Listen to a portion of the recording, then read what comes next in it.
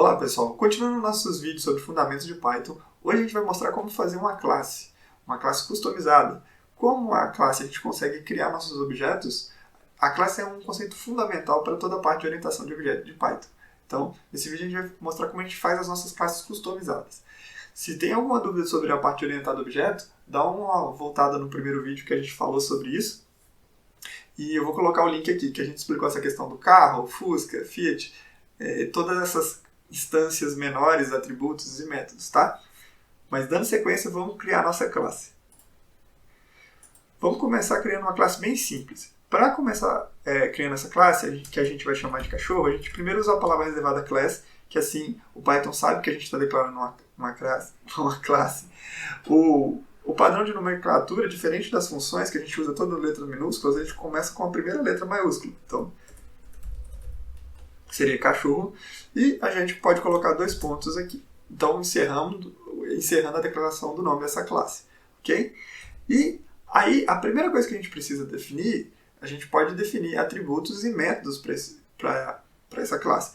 Mas o método que geralmente a gente começa é o método de inicialização, que é o def, que a gente começa declarando como se fosse uma função mesmo, né, um método, e a gente usa uma palavra reservada para essa função de método de inicialização, que é chamada init, underscore init, underscore novamente.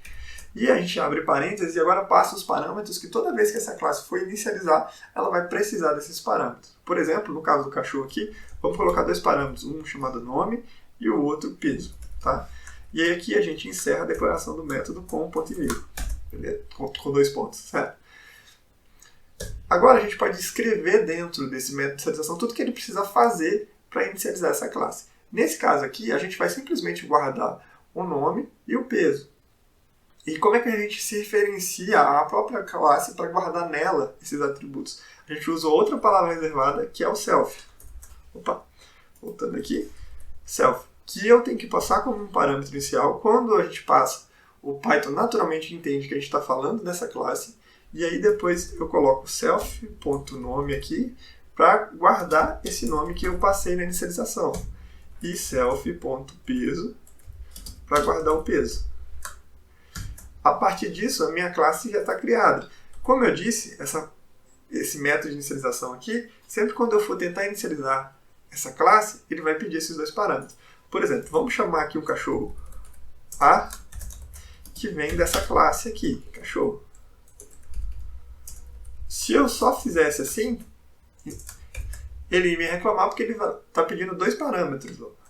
Estaria pedindo 2 parâmetros, o nome e o peso. O self, ele já entende que é a própria classe, então, ele só tá, apesar de ter 3 declarados no init, ele só vai se preocupar com os outros que não são o self. Você pode ver que ele está falando aqui que está faltando 2 argumentos.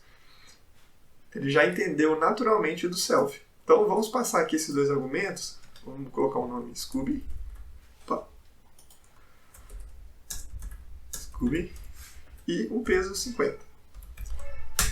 Nesse caso funcionou. E se eu vier agora nesse cachorro A aqui e ver o atributo nome, ele já me dá o nome. E se eu fizesse aqui o peso, ele me dá o peso. Eu poderia usar ainda e criar um outro cachorro, um cachorro B, talvez. Vamos colocar aqui o cachorro B e vamos chamá-lo de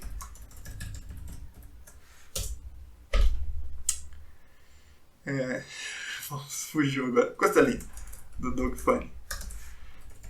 Sei lá, costelinha teria uns 4 quilos. Não tenho nem ideia. Mas vamos lá. Aí a gente criou um cachorro B e percebam que esse cachorro B também tem os mesmos métodos. Entretanto, ele não é o cachorro A. Tá vendo? Nome cachorro B.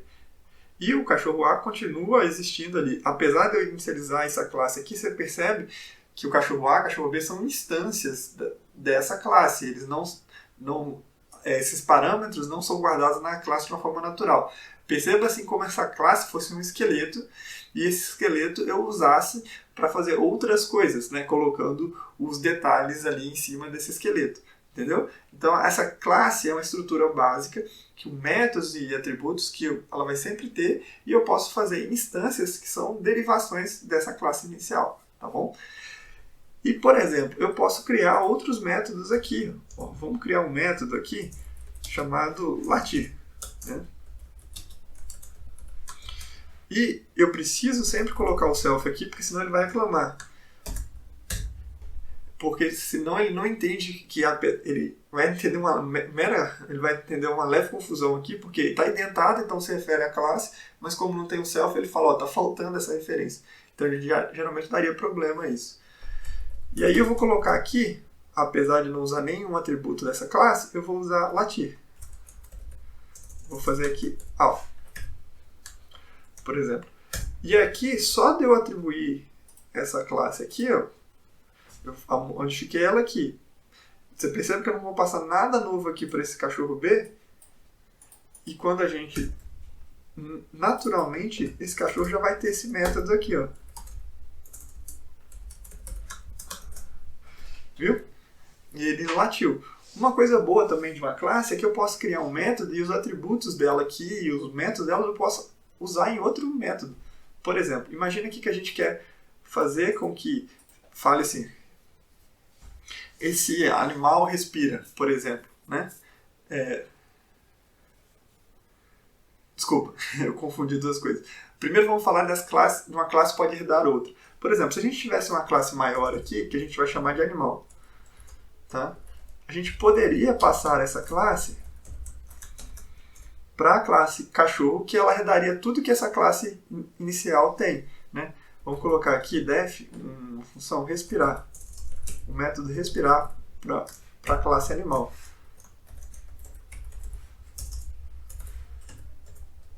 E ele faz aqui um print animal respira. Tá? E aí, como eu faço essa classe aqui herdar os atributos da classe maior ali, animal? É só colocar entre parênteses aqui e colocar animal. E naturalmente ela já vai herdar.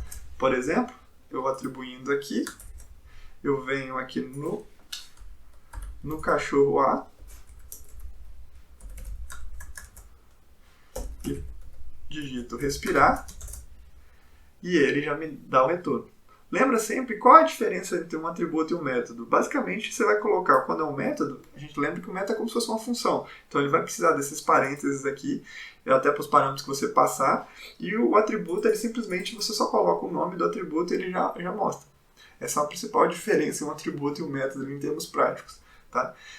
E a gente pode fazer várias coisas, que é, por exemplo, usar os atributos que a gente declarou aqui na inicialização durante outros métodos, né? Então, por exemplo, assim, vamos colocar aqui uma função gosta. E vamos colocar aqui um brinquedo. Tá? E a gente poderia fazer a seguinte print aqui, ó. A gente pode colocar aqui uns colchetes aqui para a gente colocar o nome. Então, vou colocar aqui .format. E esse nome a gente usaria a classe ali, ó, o atributo nome. Então ele vai substituir o format aqui, ele basicamente substitui onde tem essas chaves, o conteúdo que você passou aqui para ele. Então ele vai colocar esse nome aqui e vou colocar a frase que gosta de, vou deixar outro parênteses aqui e vou colocar o brinquedo. Tá? E aí agora aqui nesse método, tem que atribuir aqui também, senão, para atualizar. E se eu colocar aqui gosta de bola. O brinquedo preferido do Scooby seria bola. Então, tá vendo como que ele já coloca aqui Scooby gosta de bola? Então eu tenho essa possibilidade de usar os atributos aqui sem ter que declará-los de novo aqui. Eu posso, uma vez que eles já estão guardados, eu posso usá-los em outros métodos. Então isso tem uma facilidade muito grande que você não tem que ficar se repetindo na hora de declarar e criar novos métodos. Tá? Basicamente, classes são esses conceitos. Obviamente, tem muito mais coisas que a gente pode fazer com classe e tem muitos detalhes que a gente pode aplicar a ela, mas eu acho que para o básico e essencial do que a gente está pretendendo aqui, isso aqui vai servir bastante. Tá? Obrigado, e se tiver qualquer dúvida, qualquer correção, fique à vontade de usar os comentários aí. E eu agradeço muito a atenção de vocês. E até o próximo vídeo.